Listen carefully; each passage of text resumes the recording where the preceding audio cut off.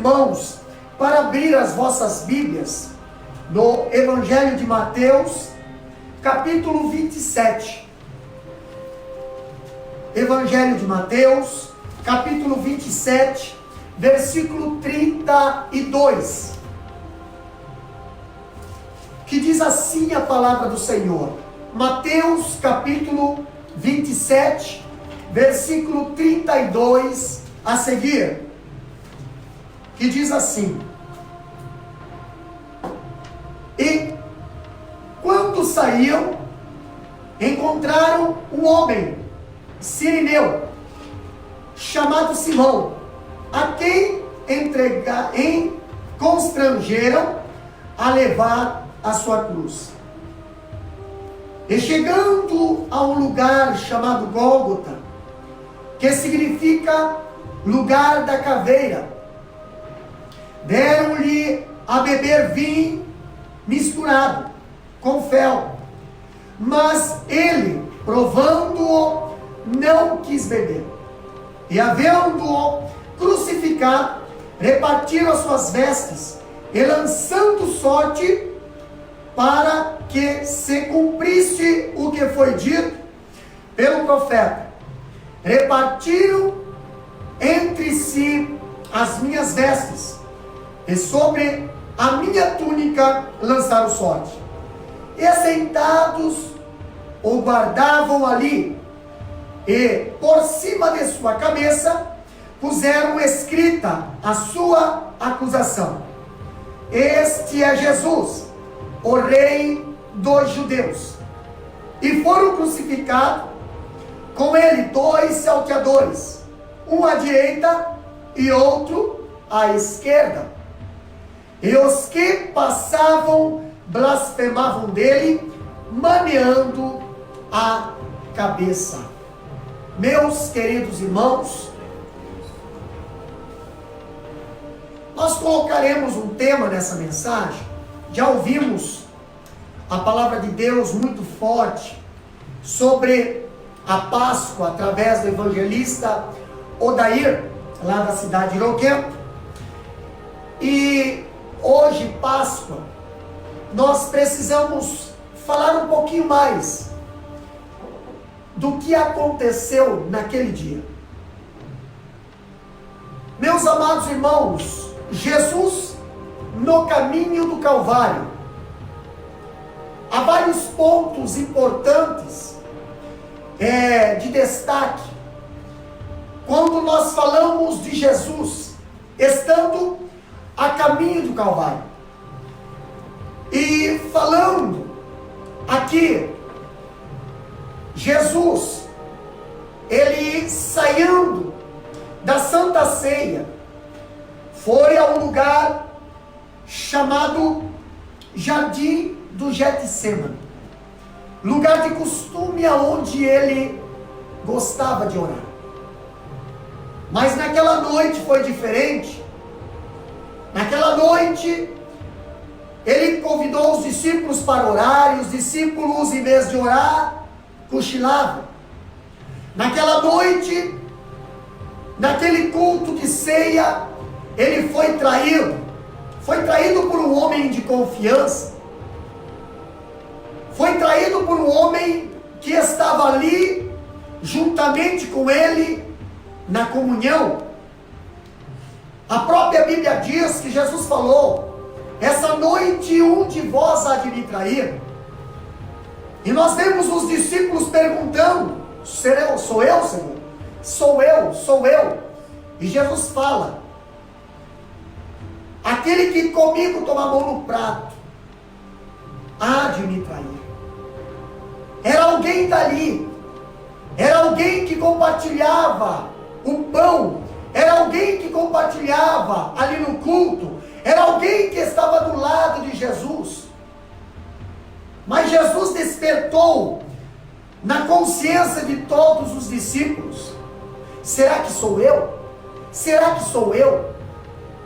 E na noite de Páscoa, é uma noite que Jesus, através da sua palavra, vem aos nossos corações, querido irmão, a despertar na sua vida e na minha vida uma preocupação: será que sou eu? Será que eu estou traindo? Será que eu não traí? Será que o meu pensamento é de traição? Estou cultuando, estou tomando santa ceia, estou vivendo uma vida de cristão, de crente, mas lá no coração, será que eu já não tenho traído Jesus? Jesus sabe. Jesus conhece o coração. E naquela noite Jesus conhecia quem haveria de trair. Muitos discípulos ali perguntaram: Senhor, mestre, sou eu que vou te trair? Mestre, sou eu que vou te trair? Jesus fala bem assim: aquele que há de me trair, antes não tivera nascido, do que nascer para trair. Jesus estava falando que melhor era se ele nascesse morto, melhor era se ele nem tivesse nascido, porque teria se salvado. Mas nasceu e traiu, nasceu e virou as costas, nasceu e negociou. Quantas pessoas têm negociado Jesus, têm trocado Jesus, têm traído Jesus, têm vivido uma vida de fachada, uma vida de hipocrisia, têm vivido um cristianismo hipócrita. Mas a palavra do Senhor nos traz nesta noite de Páscoa, Jesus no caminho do Calvário. Nós encontramos alguns aspectos importantes aqui. E o primeiro aspecto que eu quero compartilhar com os irmãos foi a caminho para a cruz. Jesus já estava agora com as suas forças esgotadas. Ele foi preso lá no Getsemane, foi preso com correntes, foi preso com pau, foi preso com uma corte de soldado, foi preso como se fosse um grande ladrão salteador, foi preso de uma forma bruta, humilhante, foi levado para a casa de Caifás, apanhou a noite inteira, zombaram dele a noite inteira, e agora com uma coroa de espinho na sua cabeça, agora com um manto vermelho de um centurião, ali para simbolizar que ele era o rei, com uma cruz pesada nas suas costas, agora ele está a caminho da cruz, agora ele está andando pelas ruas de Jerusalém. Desde a noite, nós encontramos ali, desde que a noite anterior, encontramos que ele estivera preso, sendo castigado, não mereceria o castigo, não mereceria apanhar, mas ele estava lá, a caminho da cruz, lá no pretório de Pilatos, acabara de ser açoitado, foi escarnecido, seu corpo estava sangrando, as pessoas estavam zombando, ele estava a caminho de uma cruz, que eu digo para você, querido ouvinte, querido irmão, que está assistindo esse culto agora, essa cruz não era para ser dele, essa cruz era para ser minha e sua, e ele a caminho dessa cruz, no trajeto para essa cruz, ele apanhou, ele foi humilhado, ele marcha agora com essa cruz nos seus ombros. Pastor, nesse caminho que Jesus estava levando a sua cruz,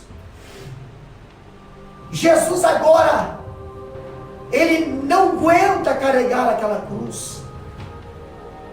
Agora, aparece alguém ali no caminho, que nem era dali de Jerusalém. Os soldados obrigam essa pessoa a carregar a cruz. O nome dessa pessoa se chama Simão Cirineu. E o que eu mais acho interessante aqui, meus queridos irmãos, é que esse Simão Cirineu, lá no capítulo 27, 32 de Mateus, nós vamos ver que esse Simão Cirineu, ele foi obrigado pelos soldados a carregar uma cruz que também não era dele. Mas ele, constrangido, ele, mesmo sem entender o que estava acontecendo, ele, mesmo não sendo ali de Jerusalém, ele que veio para Jerusalém para participar da festa da Páscoa, ele veio para participar de uma festa e agora é constrangido a carregar uma cruz de um condenado.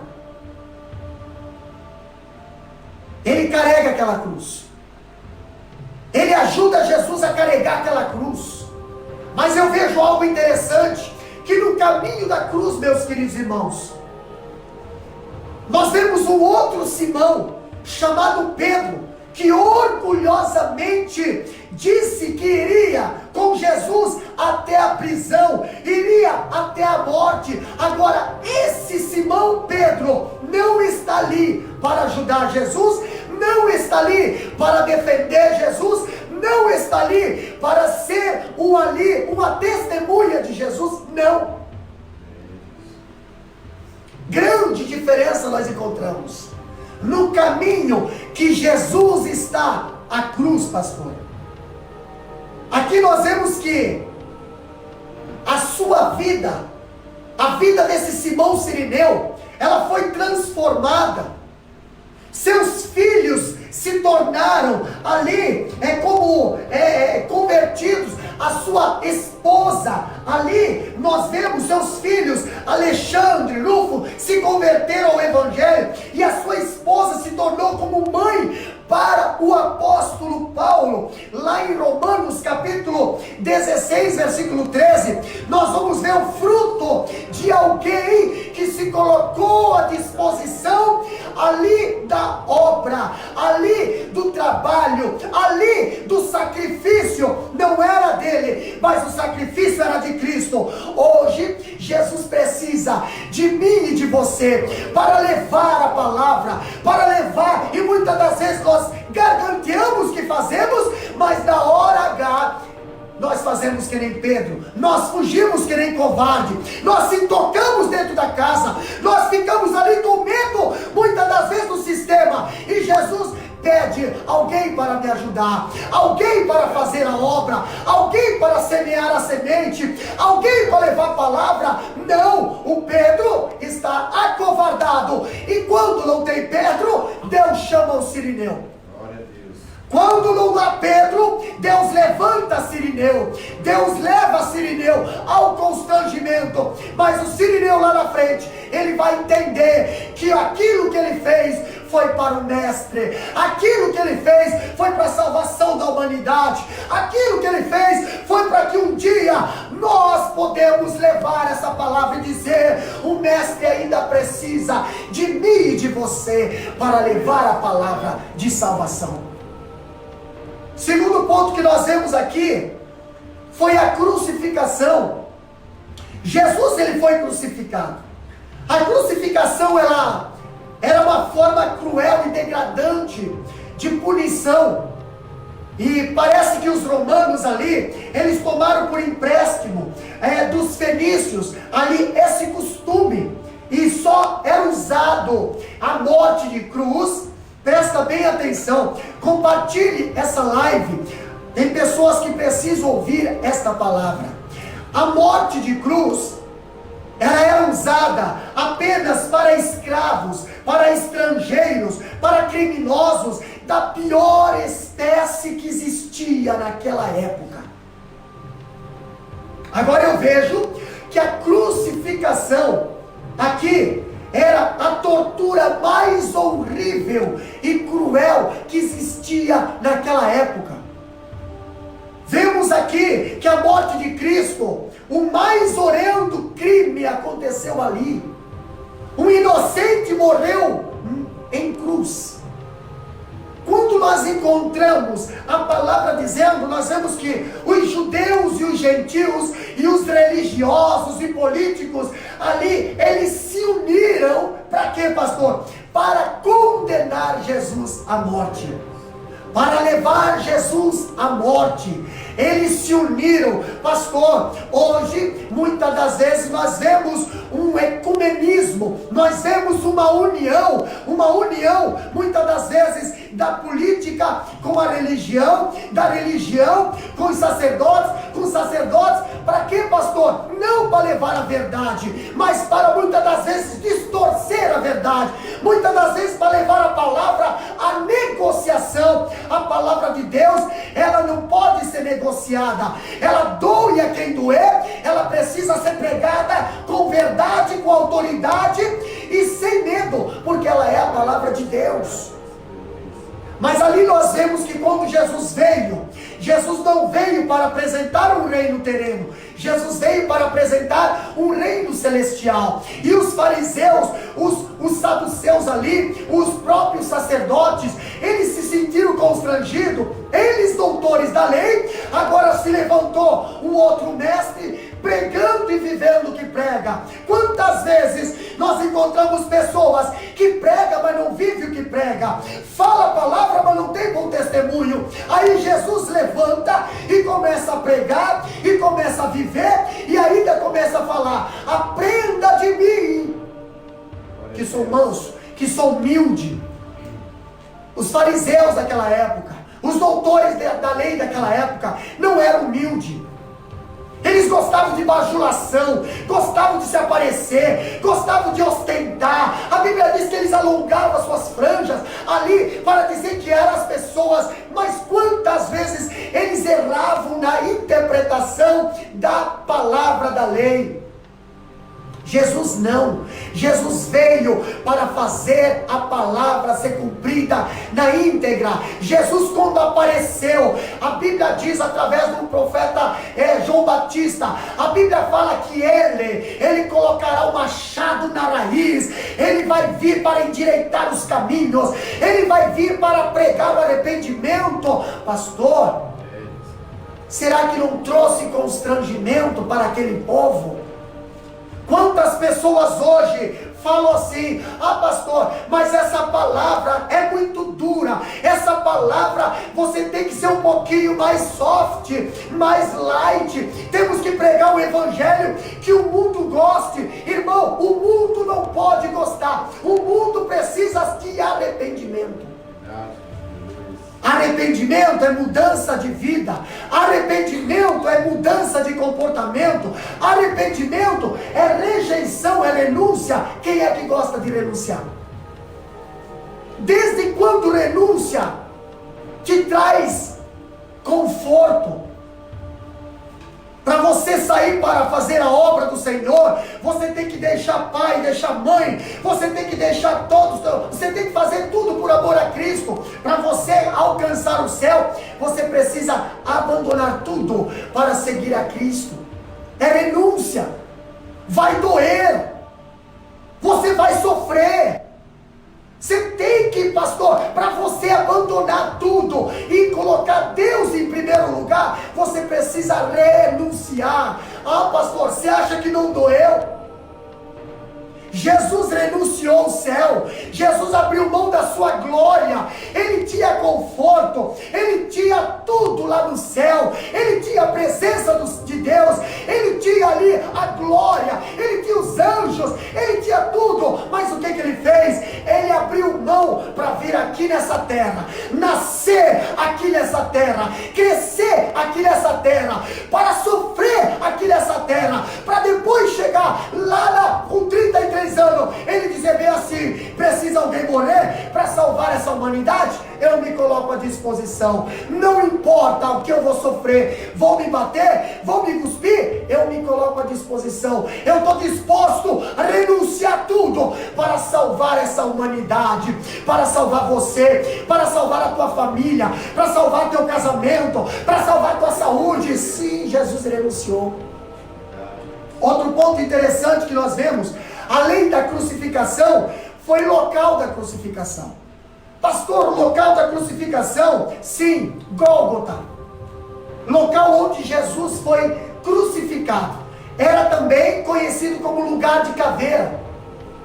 Mas pastor, Já não basta Jesus morrer em morte de cruz.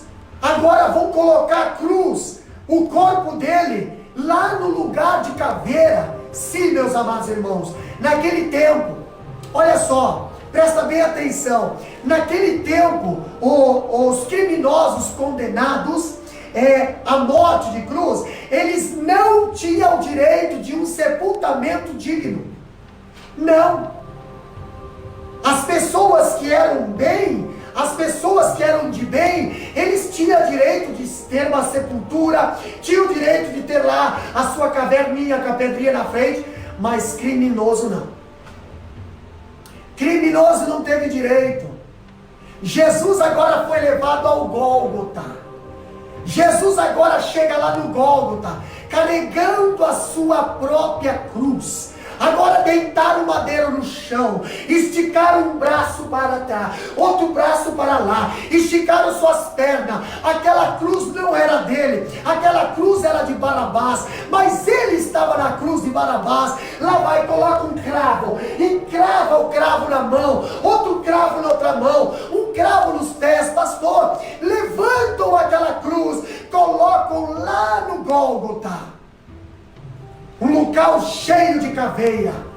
As pessoas eram colocadas naquele local para morrer lá, para apodrecer lá, para ficar lá. Nem a família não ia lá visitar, ninguém. Todas as pessoas que eram colocadas lá eram pessoas que tinham trazido vergonha para a sociedade e para a família. Agora quem é que está lá? Jesus, o meu Jesus, o teu Jesus, está lá no Gólgota. Muitos deles eram deixados apodrecer na cruz. Muitos deles eram lá, colocados na cruz e esquecidos lá. Nem a família não ia lá. Pastor, talvez o local tenha sido recebido o nome de caveira devido a tantos caveiras, esqueletos, que conforme o tempo iam sendo mortos, as pessoas lá iam ficar lá. Agora eu penso, meus amados irmãos, olha outra coisa que nós, além da crucificação, além do local da crucificação, agora eu vejo Jesus, ele sentiu uma dor física. Uma dor física. A dor aqui da cruz era a forma de que os romanos aplicaram a pena de morte. Quanto mais sofrimento, melhor.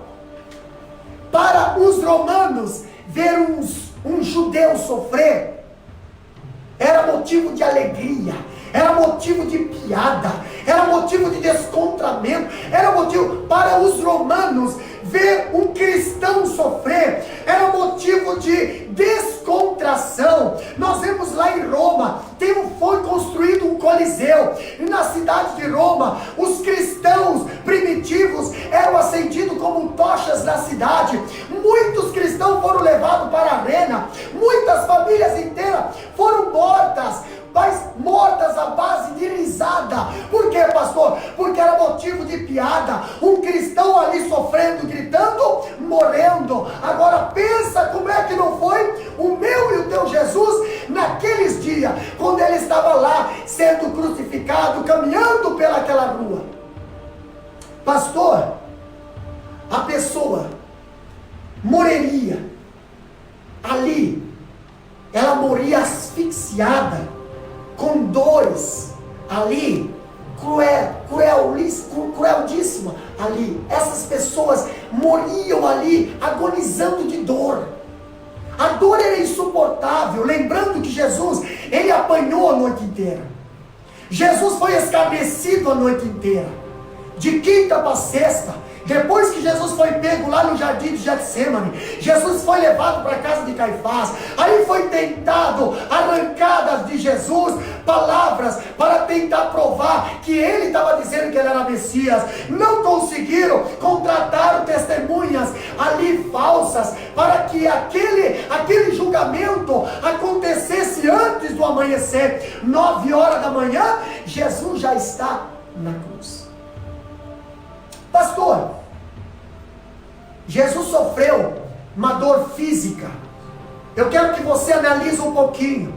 foi colocado na sua cabeça uma coroa de espinhos, espinhos de aproximadamente 7 centímetros, foi encravado na cabeça de Jesus, foi colocado na cabeça de Jesus de propósito.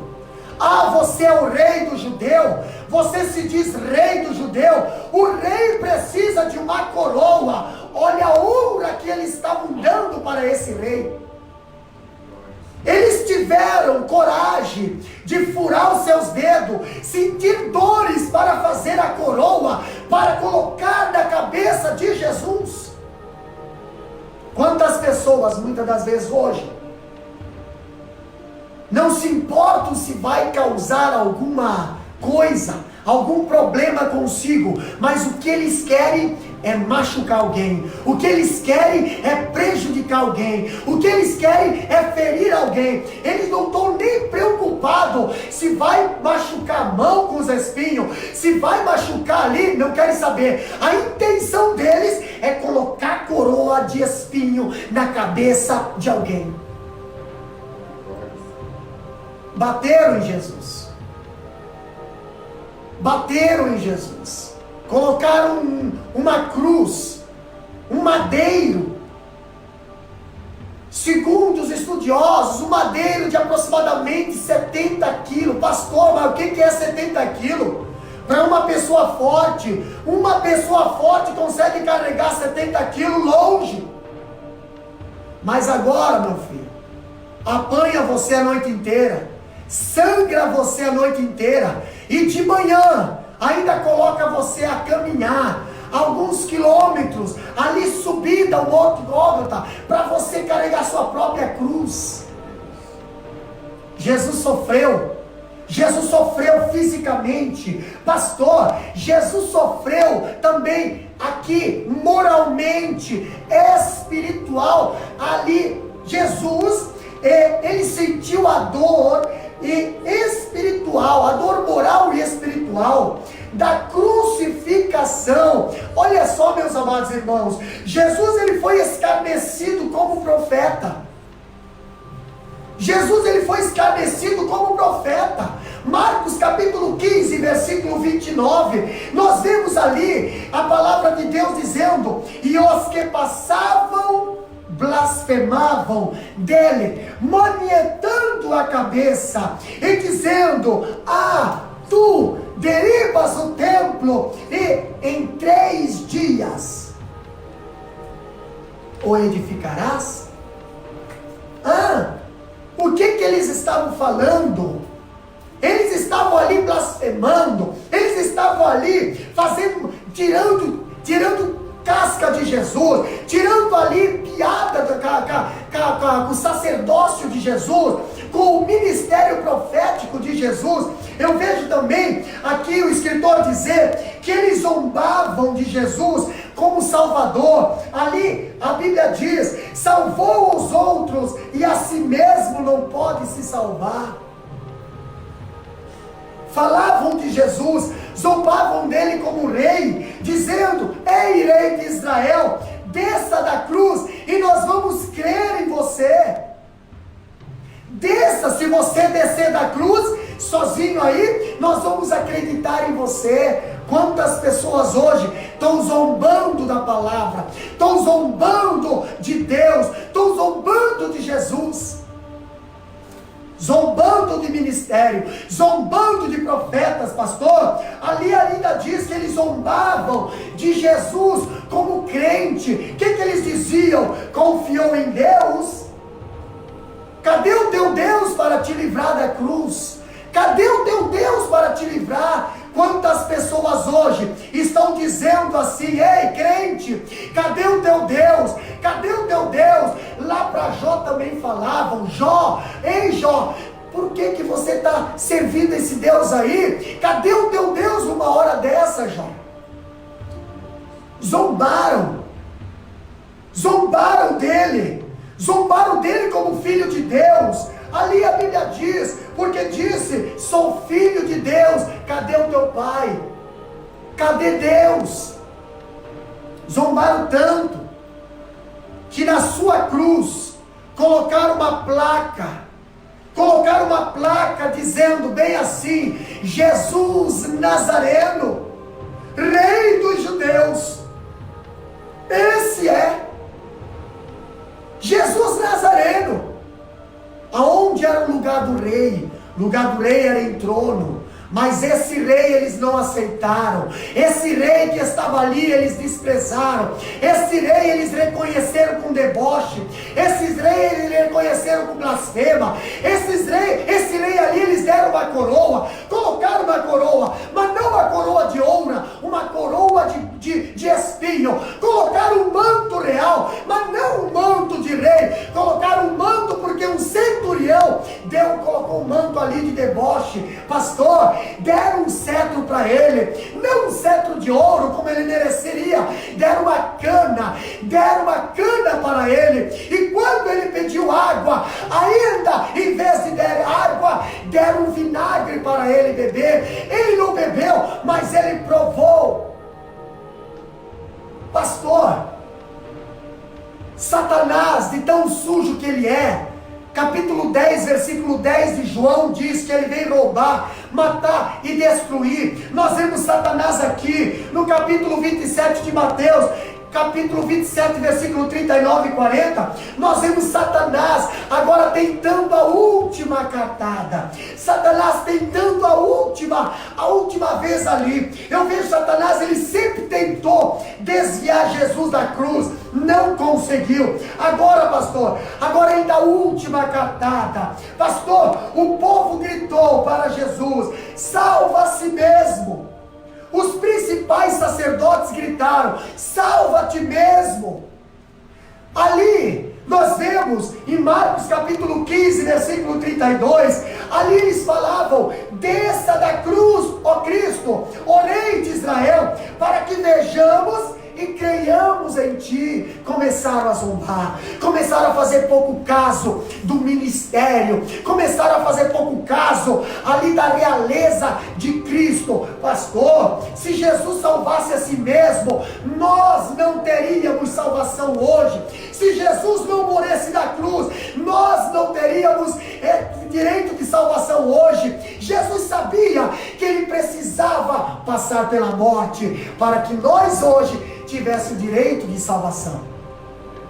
Algo interessante, que quando nós vemos aqui Jesus, ele na cruz, sendo zombado, ladrão da direita, ladrão da esquerda, o ladrão da direita, o ladrão da esquerda zombando, o ladrão da direita dizendo: olha, nós merecemos estar aqui, mas este nenhum mal fez. Ele não mereceria carregar a cruz, ele não mereceria estar com a coroa de espinho, ele não mereceria estar sangrando, ele não mereceria estar aqui nesse lugar de caveira, nesse lugar de humilhação, ele não mereceria estar sendo zombado. Nós sim, ele não. Pastor, algo interessante eu vejo aqui. Quando nós vemos a palavra de Deus falando, Jesus ali sendo crucificado, eu vejo as trevas sobre a terra. Capítulo 27, versículo 45 de Mateus, nós vemos ali o penúltimo, a penúltima praga que assolou o povo do Egito, antes da morte do primogênito, foi 3 dias de trevas. E antes de Jesus, o nosso Cordeiro Pascual, ser imolado na cruz do Calvário, também houve 3 horas de trevas. Houve trevas ali, sobre a face da terra. É conhecida aqui, no nascimento de Jesus, resplandeceu a luz. Mas nós vemos na morte de Jesus, as trevas cobrir a terra. Por que, pastor, as trevas? Por causa que Deus estava ali, vendo o pecado da humanidade. A escuridão ali simboliza o julgamento de Deus sobre o nosso pecado. A escuridão ali simboliza a ira de Deus, consumando-se no coração, ali e na vida de Jesus, através da morte dele, para que ele, como nosso substituto, pudesse sofrer a agonia mais intensa, a aflição mais indescritível, e o desamparo e o sofrimento mais terrível. Agora eu vejo algo interessante, que Jesus ali, antes de morrer, a Bíblia diz no capítulo 27, versículo 46, nós vemos que Jesus, ele deu um brado, um grito de desamparo. O que ele diz ali? Jesus já havia sido desamparado pelo povo, Jesus já havia sido desprezado pelos líderes, pelo ladrão ali da cruz. Jesus também foi zombado. Agora ele estava também sendo desamparado pelo próprio Pai. Quando a Bíblia fala em capítulo 27 de Mateus, versículo 46, nós vemos Mateus registrar ali: por volta da hora 9, clamou Jesus em alta voz, dizendo: Deus meu, por que me desamparaste?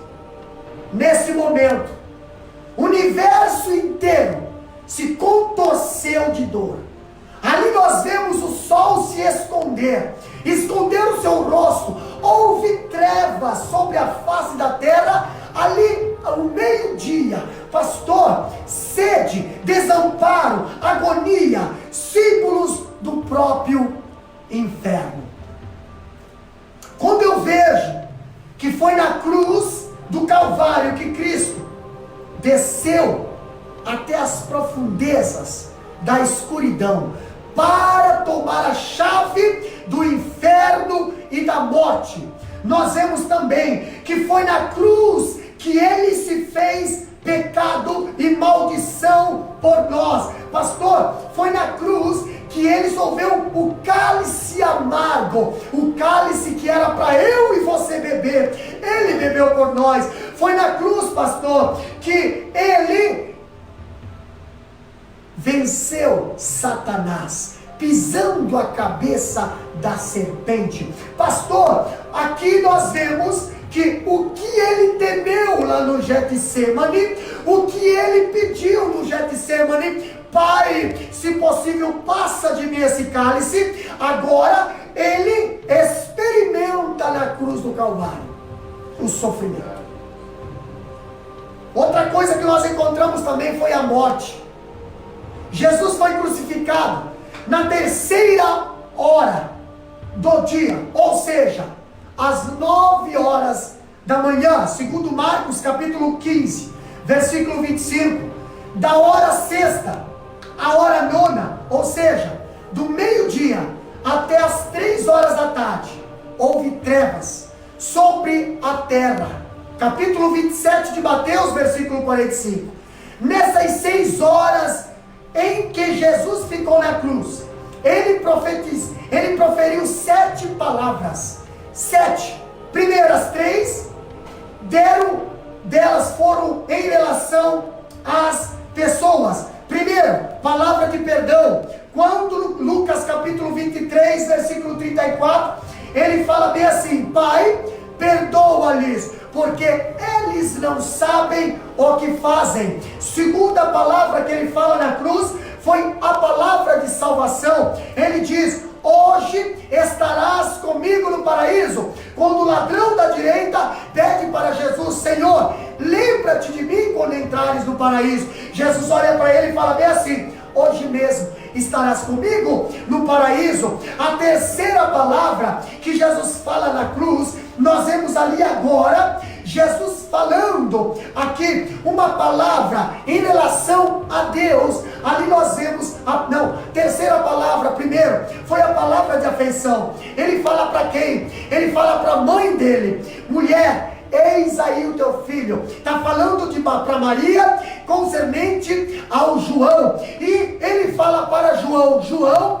eis aí a tua mãe. Palavra de afeição. Em relação ao homem, Jesus falou palavra de perdão na cruz, palavra de salvação na cruz e palavra de afeição na cruz. Em relação a Deus, nós vemos Jesus falar palavra de agonia. Ele falando bem assim, olha só: tenho sede. João capítulo 19, versículo 28. Ali ele fala: tenho sede, deram vinagre. Outra coisa que ele fala também em relação a ele, ali diz, palavra de vitória, em capítulo 19 de João, versículo 28, ele fala: está consumado. Terceira palavra que ele fala em relação a ele fala palavra de rendição. Lucas capítulo 23, versículo 46, ele fala bem assim: Pai, nas tuas mãos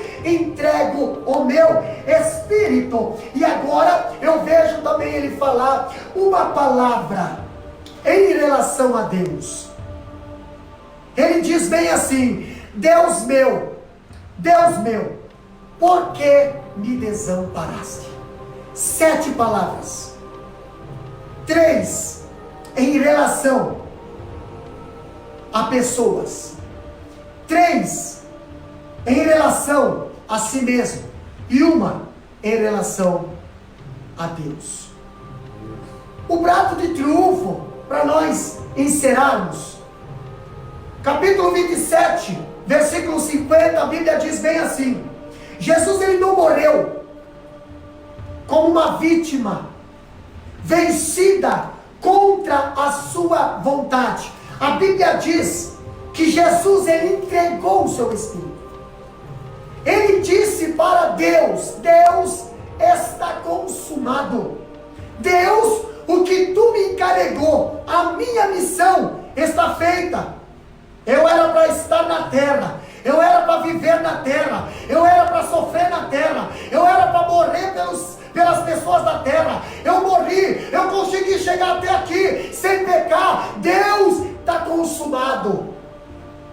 Outra coisa que ele fala, Pai, Lucas capítulo 23, versículo 46, nas tuas mãos, Pai, eu não vou deixar Satanás me matar, não. Pai, eu estou entregando o meu espírito a Ti, eu não estou sendo morto, eu estou entregando o meu espírito a Ti, Pai. Nas tuas mãos eu entrego o meu espírito. Essa foi a morte de Jesus. Outra coisa que nós aprendemos também foi que quando Jesus, ele entregou o seu Espírito ao Pai, nós vemos em capítulo 27, versículo 51, que lá no templo, lá onde os sacerdotes estavam cultuando, lá onde os sacerdotes estavam fazendo o sacrifício da tarde, nós vemos ali, eles dentro do templo, fazendo o trabalho do culto. Agora nós vemos ali o véu se rasgar, de alto a baixo. Pensa no susto que aconteceu dentro daquele templo, dentro daquele lugar, ali eles vendo o Santo dos Santos sendo aberto, pensando que eles iam morrer, porque ninguém podia ver o Santo dos Santos, ninguém podia ver a arca, ninguém podia entrar lá dentro, a não ser o sumo sacerdote, uma vez por ano. Mas aquele rasgo foi através de Cristo. Agora ninguém mais morre por chegar na presença do Senhor, porque Jesus é o caminho, Jesus é a verdade, Jesus é a vida. Agora você não precisa ter medo de chegar diante do Pai. O Pai está te esperando, o Pai está de portas abertas, o véu foi rasgado, agora é para todos o acesso à presença de Deus. Pensa, aquele sacerdote fazendo o culto dentro ali do templo, e daqui a pouco ouvisse aquele barulho, daquele rasgo, daquele véu grosso. Quem sabe pensando, agora nós vamos morrer, agora é nossa morte. Mas Jesus veio para dar vida, e vida com abundância.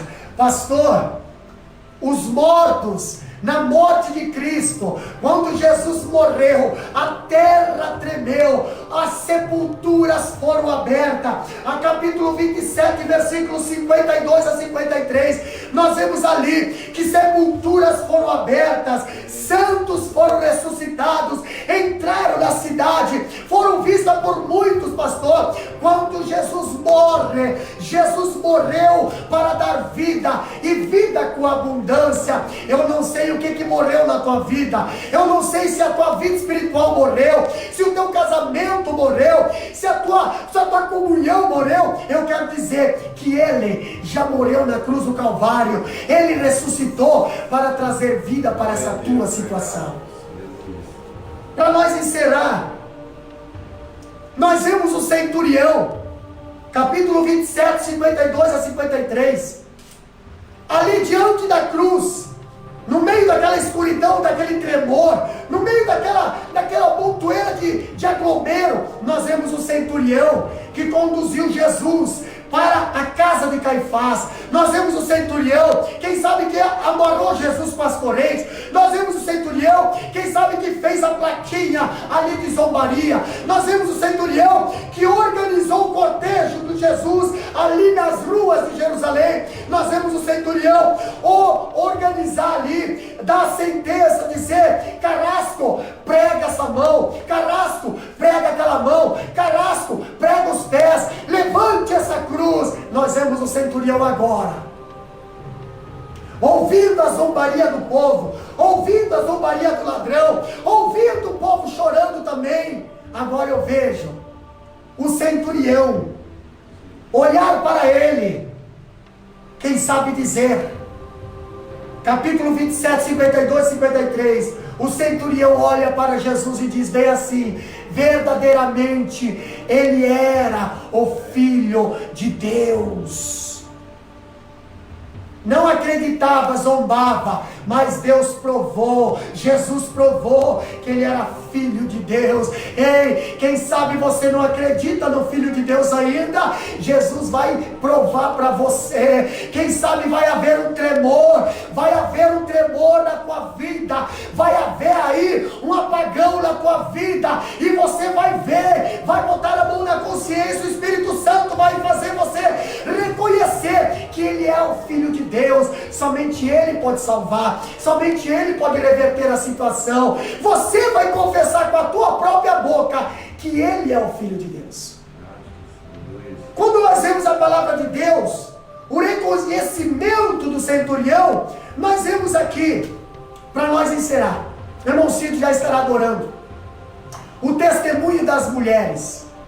As mulheres estavam junto, capítulo 27, 55 a 56, as mulheres estavam junto com Jesus no seu ministério, junto com Jesus quando viajava, pregava. As mulheres estavam junto quando Jesus estava lá sendo debochado. As mulheres caminharam junto com o cortejo. As mulheres estavam diante da cruz, aonde os homens não estavam, só estava João. As mulheres estavam com Jesus diante da cruz.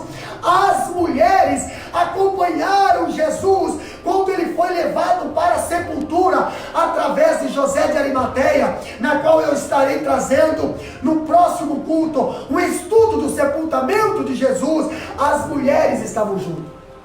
As mulheres estavam junto quando foi colocado Jesus dentro da sepultura. As mulheres estavam junto quando a pedra foi colocada no lugar. As mulheres estavam junto quando foi lacrado a sepultura, quando foi fechado, quando foi colocado os guardas ali. As mulheres estavam ali.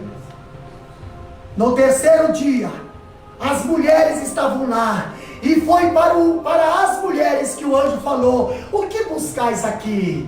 A palavra de Deus diz: busquemos Jesus. E o anjo falou: ele não está aqui, porque já ressuscitou. Meus amados irmãos, Jesus ressuscitou. Nesta noite eu quero orar por você. Você não está mais pregando, mas falando de um Jesus que está na sepultura, não. Jesus ressuscitou. Jesus ressuscitou. Ali nós vemos que os guardas tentaram lacrar, entrar. Os guardas tentaram bloquear, os guardas ficaram vigiando aquele final de semana todinho. Para quê, pastor? Para ver se Jesus ia ser roubado. Não, Jesus ressuscitou para a honra e a glória e para a nossa